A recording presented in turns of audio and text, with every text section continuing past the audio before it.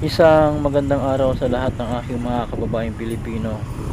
Mabuhay po ang bansa nating Pilipinas at ang bansa nating sinilangan. Ito po yung papasyalan po natin ngayon guys. Itutur ko po kayo dito sa San Martin de Porres, Cubao, Quezon City. Yan, ito po yung Zambales Street, San Martin de Porres, Cubao, Quezon City, Philippines. Ito po guys yung Zambales Street. Ito po yung ating mga makikita po dito. Itur ko kayo dito guys sa mga hindi pa po nakakaalam sa lugar na ito. At sa mga dati na po dito at yung mga nakatira po dito. Ito po ang Zambales Street. Ito po yung area na napakaraming mga nagpaparent po ng mga boarding house, mga room for rent, mga bidispeacer. Kaya grabe po, napaka sobrang daming tao po dito na nakatira na nangungupahan. Ito po ang Zambales Street. At pupuntahan po natin yung Arayat Market po. Yan, dahil katabi niya lang po yung Arayat Market dito. Kaya itutur ko po kayo kung ano po yung mga meron po dito sa Arayat Market. Ito lang naman po yung ating mga makikita po dito na mga kababayan natin na mga naglalakad sa mga oras na ito. Alas 5 ito ng hapon guys. Bali papasok na ako sa aking trabaho at dito ako dumaan para ma-share po sa inyo kung ano po yung mga kaganapan po dito sa mga oras na ito. Ito guys, sobrang napakarami na pong tao. Alas 5 ito ng hapon. Yan po. Ito sila guys, kaya sobrang napakarami pong mga tao po dito. Kasi napakarami pong mga boarding house po dito, mga room for rent. At ito naman po yung jeep. Papunta po ito ng East Avenue Medical Center, papunta ng City Hall.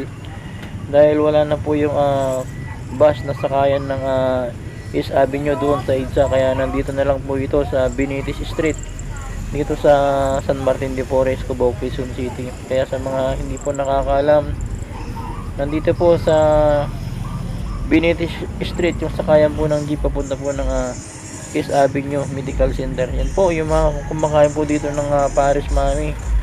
Ito po yung patok na pagkain po dito dahil mura lang po ito guys.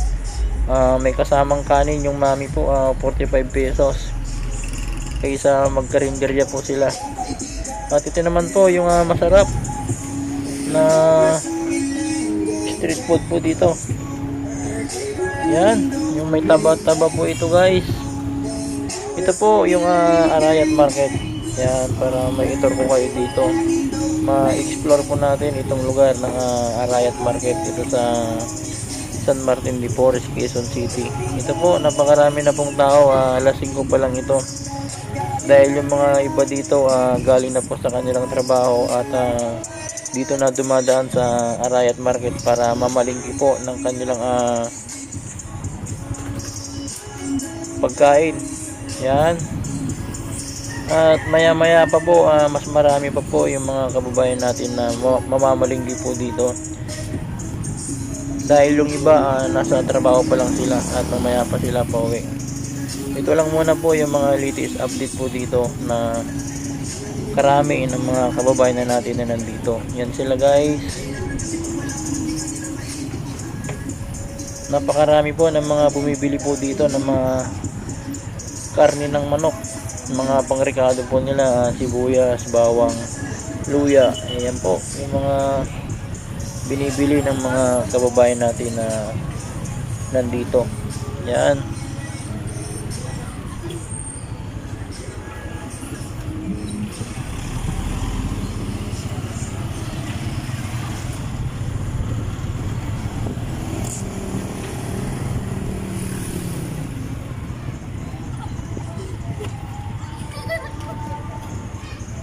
Ito po ang Arayat Market guys. Yan, Arayat Market.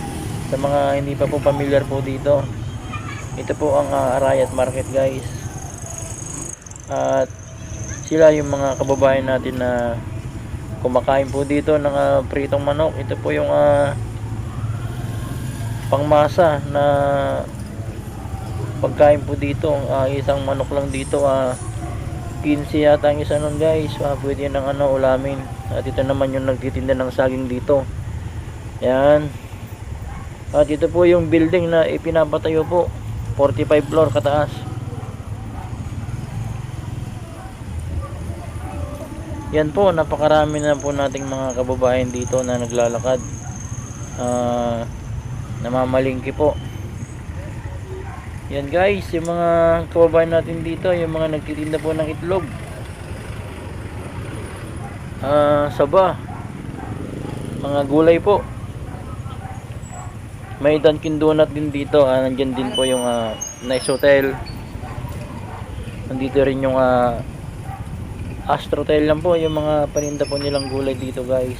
Kapag nandito kayo sa Arayat Market, ito po yung ating mga makikita. Yan, enjoy watching lang po sa pag-tour po sa inyo dito sa Arayat ng Cubao. Ito guys, yung Nice Hotel po dito na laging maraming pumupunta po dito sa lugar na ito. Kaya shoutout po sa lahat na po nang nakapunta po dito. Yan, ito po yung mga makikita po natin, yung mga nagtitinda po dito, yung mga namamasada po ng tricycle, yung mga papasok po sa kanilang trabaho, at yung nagtitinda po ng mangga dito, 150 po ang kilo ng mangga pag hinog. Yan po, napakamahal po ng mangga, 150 po ang isang kilo. Yan po yung Mang Inasal, at nandito rin po yung Jollibee. Yan po.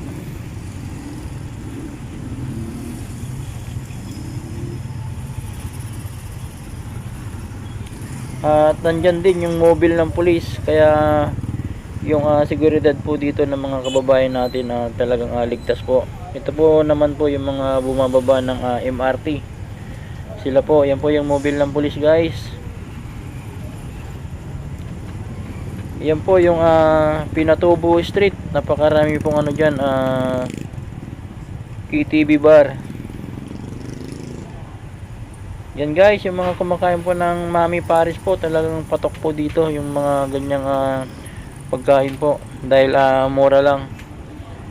Yan guys, yung mga galing MRT po ng mga kababayan natin na nakatira po dito sa Arayat Market. Yan po, mabuhay po ang bansa nating Pilipinas, at salamat po.